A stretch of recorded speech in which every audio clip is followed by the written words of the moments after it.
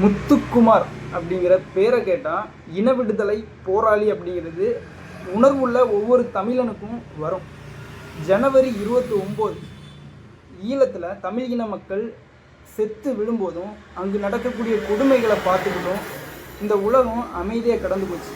ஆனால் ஈழத்தில் நடக்கக்கூடிய கொடுமைகளை ஒரு துண்டில் அச்சடித்து அங்கு இருக்கக்கூடிய மக்களுக்கு விநியோகித்து ஈழ மக்கள் காப்பாற்றப்படணும் அப்படிங்கிற முழக்கத்தை முழங்கி தன் கையில் இருந்த மண்ணெண்ணெய் தன்னுடைய உடம்புல ஊற்றி தன்னுடைய உடம்பை தீக்கு இரையாக்குறான்.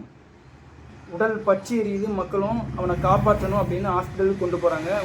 உடல்ல இருந்து உயிர் பிரிஞ்சுக்குது. தமிழகம் எங்கும் போராட்டம் வெடிக்குது. ஈழ மக்களுக்கு ஒரு விடிவு கிடைக்கணும் அப்படின்னு தன்னெழுச்சியான ஒரு போராட்டம் நடக்குது. மாணவர்களும் சில இயக்கத்தில் இருந்தவங்களும் அண்ணன் முத்துக்குமார் அவர்களுடைய உடலுக்கு பாதுகாப்பாக இருக்கிறாங்க. ஈழத்துக்கு ஒரு விடை தெரியாமல் முத்துக்குமார் அவர்களுடைய உடலை அடக்கம் செய்ய மாட்டோம் அப்படின்னு சொல்கிறாங்க.